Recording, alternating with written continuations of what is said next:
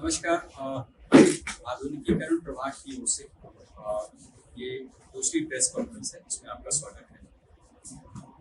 जैसा कि आप सभी जानते हैं कि राज्य न्याय के साथ विकास के पथ पर अग्रसर है और इस गति को बनाए रखने के लिए लोक व्यवस्था का संधारण, विधि व्यवस्था का संधारण, इन सब में पुलिस की भूमिका सर्वोपरि और बहुत व्यापक हो रही है। इसलिए आवश्यक है कि पुलिस को का क्षमता संवर्धन लगातार किया और उसको उसकी जरूरत की सभी उपकरण आदि से सुसज्जित किया जाए।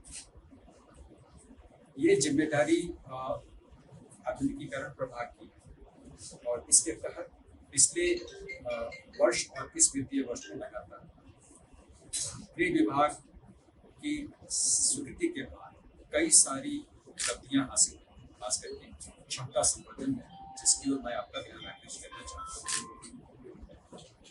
यदि हम वैज्ञानिक अनुसंधान के पहलू को देखें, उसके प्रोत्साहन के लिए कई सारी योजनाएं ली गई हैं। जैसे जो अभी नव अधिनियमित 3 नए आपराधिक कानून, इसमें प्रावधान है कि श्रव्य दृश्य यानी ऑडियो विजुअल इलेक्ट्रॉनिक संसाधनों के प्रयोग की अनिवार्यता की गई। उसको देखते हुए बिहार पुलिस के सभी अनुसंधानकर्ताओं लैपटॉप जो करीब 60,000 मूल्य का है और स्मार्टफोन जो करीब 20,000 मूल्य का है, उसको उपलब्ध कराने के लिए 190 करोड़ की राशि स्वीकृत की गई 2024-25 में। और इसमें लगभग सभी जगह अनुसंधानकर्ताओं ने परचेज कर लिया।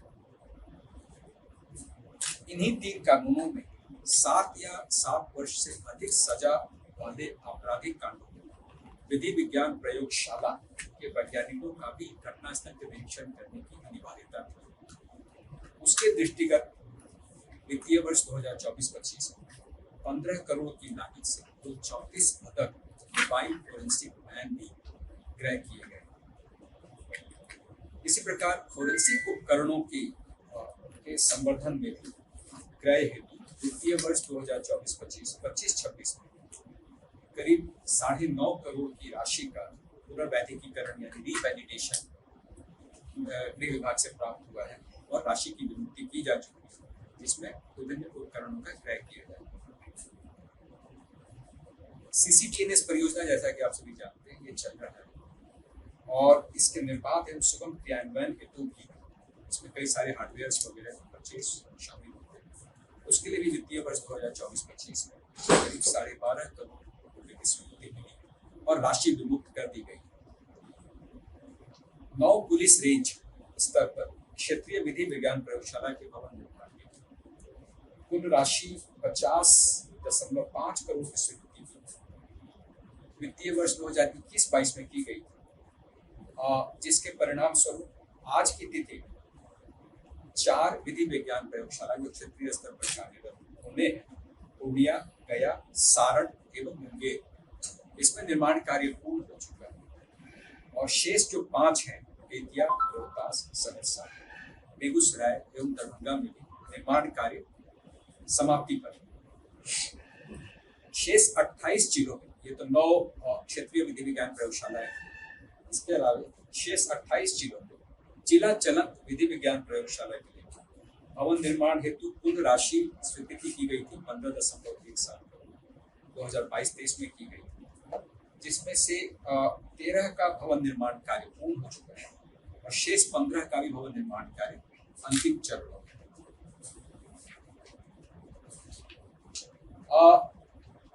जहां तक अत्याधुनिक संचार व्यवस्था का प्रश्न, इसको भी सुदृढ़ करने के लिए विभिन्न प्रकार के संचार उपकरणों या उपकरणों की परचेज के लिए, क्रय के लिए वित्तीय वर्ष 2024-25 में 24.33 करोड़ की राशि की स्वीकृति मिली है और राशि भी विमुक्त कर दी गई है। इस वर्ष में इसका उपकरण भी कई सारे खरीद लिए। यातायात व्यवस्था भी वैसी एक चुनौती है जिसके लिए लगातार क्षमता संवर्धन की आवश्यकता है। इसमें भी पिछले वित्तीय वर्ष में करीब 59 करोड़ रुपए की स्वीकृति मिली थी, जिसमें से काफी सारे आइटम परचेज किए जा चुके हैं। मुख्य रूप से बॉडी वॉर्न कैमरा, जिसको सभी यातायात कर्मियों और पदाधिकारियों को पहनना अनिवार्य हो। के अलावे बैरिकेड, एलईडी बैटन वगैरह वगैरह के क्रय की प्रक्रिया चल रही है और वो अंतिम चरण में। सुरक्षा, इस शीर्ष के तहत पटना सचिवालय के सभी भवन, परिसरों यथा पुराना सचिवालय, अधिवेशन भवन, सिंचाई भवन, विकास भवन आदि में सुरक्षा हेतु सीसीटीवी प्रणाली के अधिष्ठापन के लिए करीब 29.24 करोड़ की स्वीकृति मिली है और इसमें भी हार्डवेयर परचेज वगैरह की कार्रवाई जारी है। इसको भी जल्दी ही पूर्ण कर दिया जाएगा।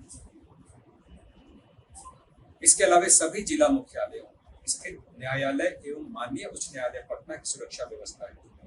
विभिन्न प्रकार के सुरक्षा उपकरण या उपस्कर आदि के क्रय के लिए इस वित्तीय वर्ष में 22.8 करोड़ की राशि की रिवैलिडेशन मिली है, स्वीकृति मिली है और राशि भी मुक्त कर दी गई है और जिससे इनकी सुरक्षा व्यवस्था बेहतर हो सके। अब हम विशेषीकृत इकाई की बात करें तो एसटीएफ में सेंट्रल मॉनिटरिंग सिस्टम के अधिष्ठापन में वित्तीय वर्ष 2024-25 में 11 करोड़ के परियोजना की प्रशासनिक स्वीकृति मिली है और इसमें भी काम तेजी से चल रहा है। उसी प्रकार एसटीएफ को सुदृढ़ करने के लिए और प्रशिक्षण कार्य हेतु विभिन्न प्रकार के उपकरणों की आवश्यकता होती है। उसके लिए 5 करोड़ रुपए अतिरिक्त विमुक्त किए गए और आतंकवाद विरोध दस्ता इसको भी सुदृढ़ करने के लिए उसी प्रकार 2025-26 में 13.82 करोड़ की राशि स्वीकृति की गई है और राशि विमुक्त कर दी गई है। आपको मालूम होगा कि बिहार पुलिस संगठन की कई विशेषीकृत इकाइयों के लिए क्षेत्रीय स्तर पर कार्यालय भवन बनाने का भी एक प्रस्ताव था। उसमें जो फील्ड फॉर्मेशंस में स्पेशलाइज्ड यूनिट्स को हाउस किया जाएगा, जैसे सीआईडी की विंग वहाँ रहेगी, स्पेशल ब्रांच की विंग रहेगी, एसटीएफ, ईओयू और प्रोहिबिशन की विंग वहाँ उस भवन में कार्यरत है।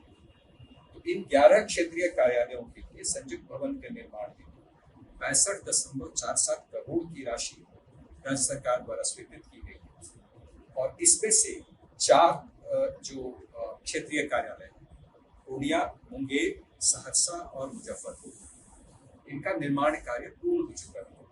जो शेष 7 हैं, सारण, बेतिया, गयाजी, रोहतास, दरभंगा, भागलपुर एवं बेगूसराय में भवन निर्माण कार्य ये भी अंतिम चरण में। प्रशिक्षण शीर्ष में यदि हम देखें तो बिहार पुलिस अकादमी के विभिन्न प्रकार के उपकरणों की क्रय इस वित्तीय वर्ष में 2.5 करोड़ की पुनर्वैधीकरण की स्वीकृति और राशि विमुक्ति का प्रस्ताव वो गृह विभाग में भेजा गया है और हमें उम्मीद है कि इस पर जल्दी ही स्वीकृति मिल जाएगी। इस प्रकार जो बिहार पुलिस के विभिन्न अवयव हैं और विशेषीकृत इकाइयां, उनके क्षमता संवर्धन पर लगातार काम हो रहा है और बहुत प्रायोरिटी के साथ उसमें उपस्कर परिचय, भवन निर्माण, परचेज, भवन निर्माण आदि पर काम चल रहा है, जिससे उम्मीद है कि बिहार पुलिस आने वाले दिनों में नागरिकों को बेहतर सुविधा प्रदान कर सकेगी।